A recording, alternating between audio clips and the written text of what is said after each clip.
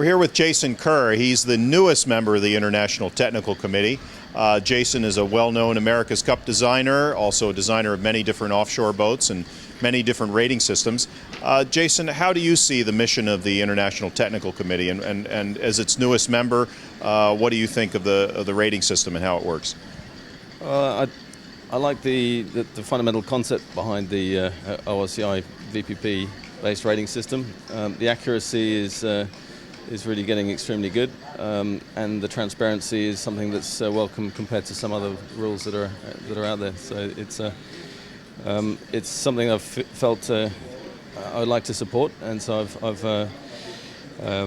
joined the ITC last year and put some put some support into applying what we know from the poacher side onto the gamekeeper side of the fence. Often rating rules are accused of having type forms and having particular styles and types of design that are favored in the rating system. How do you see that, or how do you answer that question for ORCi at this stage? Well, it's fairly clear that the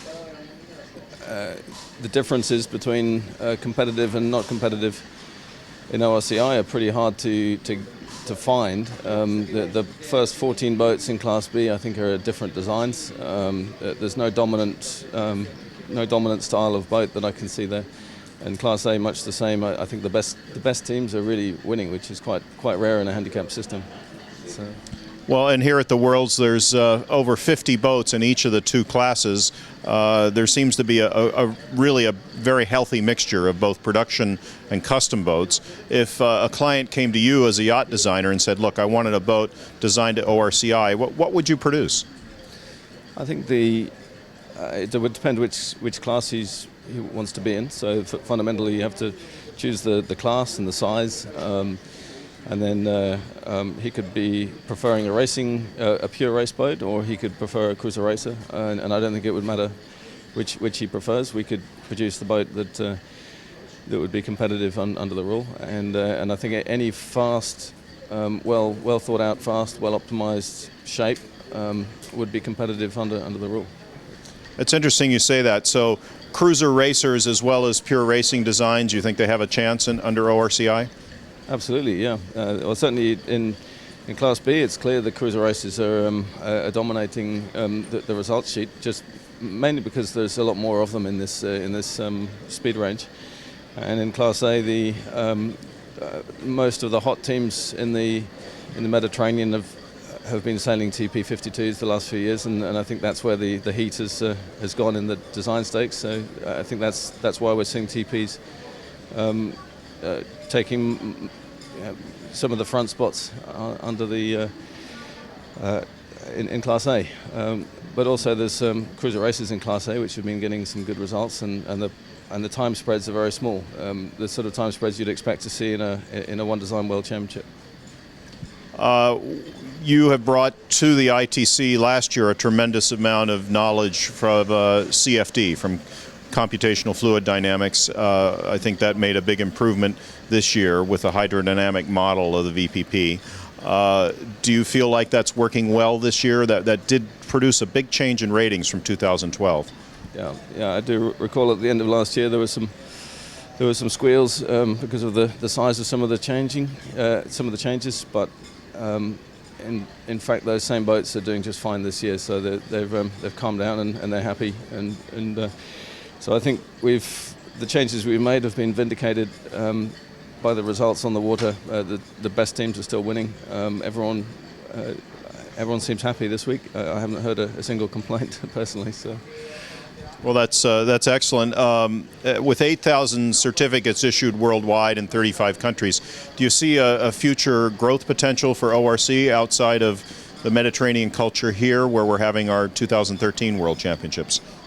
I'd like to think so. I think there's a lot going for the rule. I think there's some cultural differences as to what people expect to see in a rating rule, which make it hard to export rules to different countries that have been used to other systems. So that's the main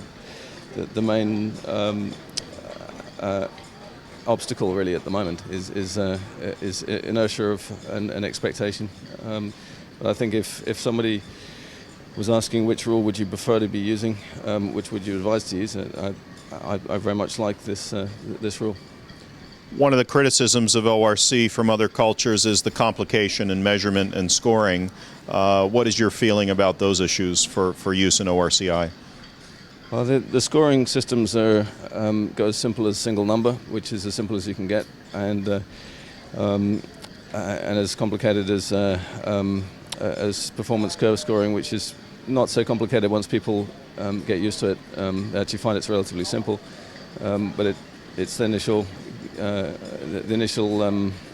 understanding of it that some people struggle with. But I think everyone here understands what goes on with performance curve. And if you introduced ORCi into a country which has not been using a multiple number system, it would take a little bit of getting used to, but you wouldn't have to start with any multiple numbers. You could start with a single or a triple. Holland uses a triple number system. Apparently they're very happy with that. So it's a menu that different race organizers can choose from. Well, and I know the offshore races here at the World Championships were scored on the offshore single number system. Any feedback from that, or were people happy with that solution?